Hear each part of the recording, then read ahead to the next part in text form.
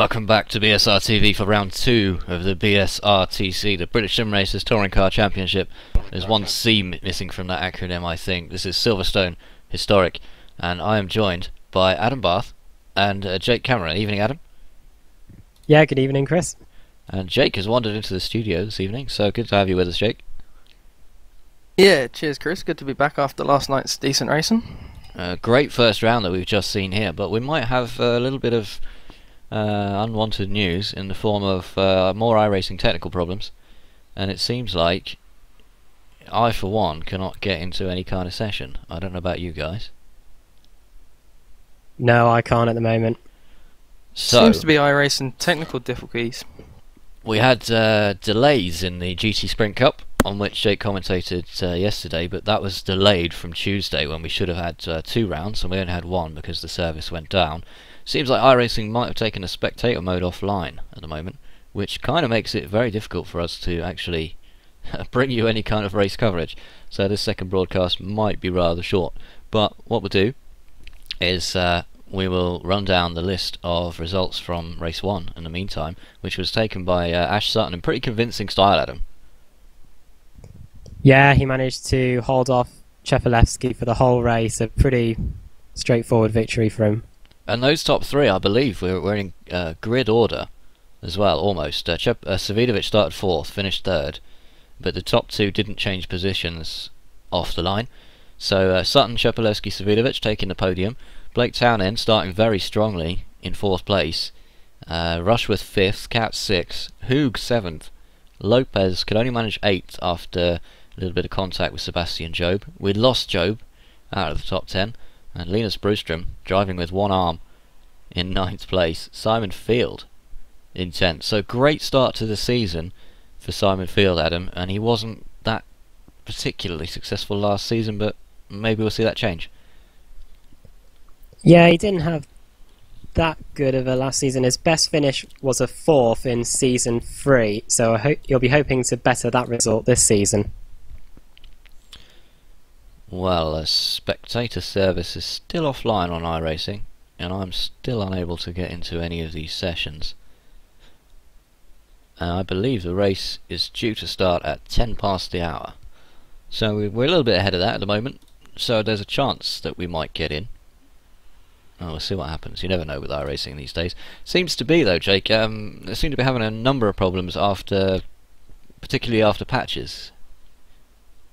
Yeah, iRacing, they tend to have that sort of problem where they don't fine-tune everything, I think, in the alpha and beta test, and maybe they need to take a little longer in thinking about their updates before they roll them out across the board. Especially the other day, it affected the GT Super Cup on Tuesday. We didn't get that second race in, which was obviously then delayed till yesterday, but you can't complain about the service, to be honest. It's still one of the best out there. Oh, absolutely, yeah, and with the BMW Traction Control Editions, Circuit of the Americas, we've got even more to play with than we had before, so there's always that. But in the mid-season break, we took the opportunity to talk to a few of the drivers taking part in the championship this season, and here's one of them.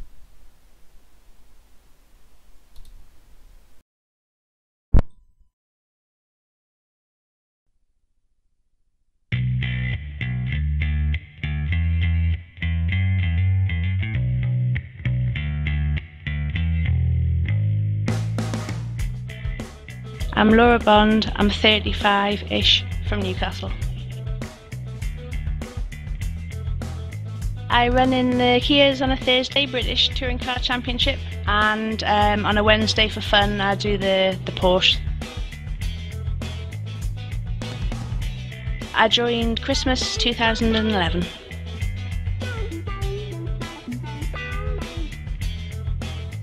Years ago I played Gran Turismo 4 and 5, but I lost interest. The multiplayer wasn't up to much, and I got a bit bored on my own.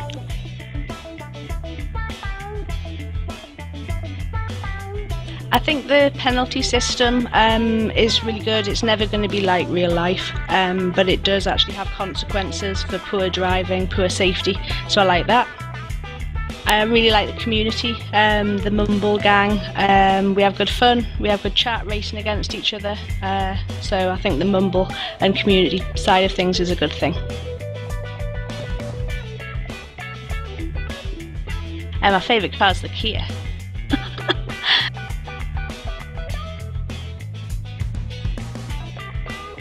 Slow Gale at the back to mid-pack runner. I've improved a lot over the last year. Progress is now slowing, but I'm hoping to achieve and maintain a mid-pack runner.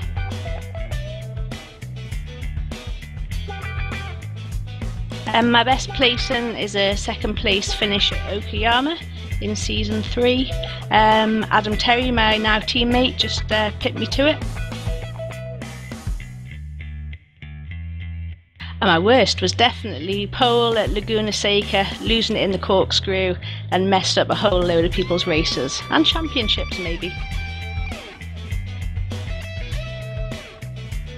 My goal before I set out was to get a top 15 finish. I thought top 10 was a bit ambitious. The field we've got is really strong.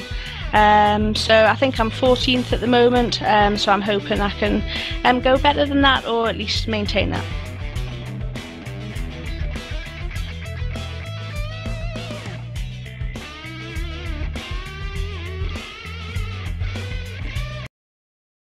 And that's Laura Bond. And she's one of the, well, she's the only female driver in the league at the current time.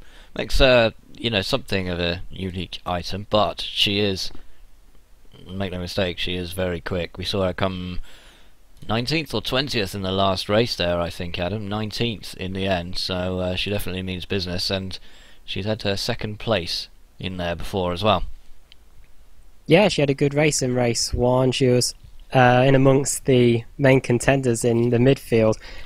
Last season I've got her finishing 15th, and her best finish overall was a 13th in season 3, and she's with a good team alongside Adam Terry, who won the first race of the season in season 4, so Adam, good things probably this season. Yeah, Adam obviously your constant threat in this particular series. He managed to come home in the end in 12th place in the first race, so good start, probably setting up his stall for the rest of the season. And we know that Adam's mum and dad like to watch the stream as well, so good on you guys supporting your boy as he makes his way through the touring car leagues. He is doing a great job, and so are you by supporting him, so thanks for tuning in. And a couple of other people worth giving a quick shout out to. The CQR boys, always tuning in to see their guys Russell Laidler and Ash Sutton out there on the track.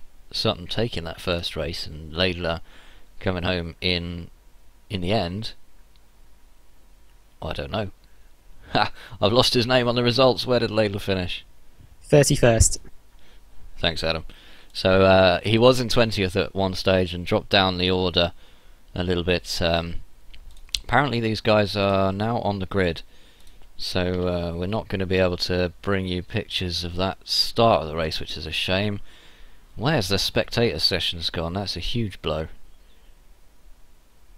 Yeah, no, I still don't have a way to get into the session. I'm not sure about you, Adam. No, me neither. So we might end up not being able to bring you this race after all, which would be a huge shame, a massive problem at the start of the season. But not a lot else we can do once they've taken the spectator mode offline. We can't get into the session. I'm not able to join even through another driver. I'm not able to join. Not eligible apparently, which I think means spectator sessions are just not working. So we might have to cut our losses on this one, guys. Apologies to all the viewers. Big blow for you guys having tuned in for the second race and not being able to view it at all. But from here we're not going to be able to do a lot. We're at the whim of iRacing, unfortunately. So we will stick our tail between our legs. We will go away and we will try and get things ready for race 3. Now race 3 is due to be broadcast at 9:45, so 9:45 UK time. You guys can tune back in on the third video on YouTube, and hopefully we'll be able to have some pictures for you there. If not, we'll cancel the event and we'll stick something up there so that you know before we tune in, so you tune in and waste your time on that one. Yeah, but big apologies for that. So Adam, Jake, sorry about that. Nothing you can do about iRacing, is there? No, not at the moment, but hopefully they'll get the stuff sorted out for the third race. So 9:45. Come back, check us out at 9:45, see what's going on, and hopefully we'll have some pictures for you.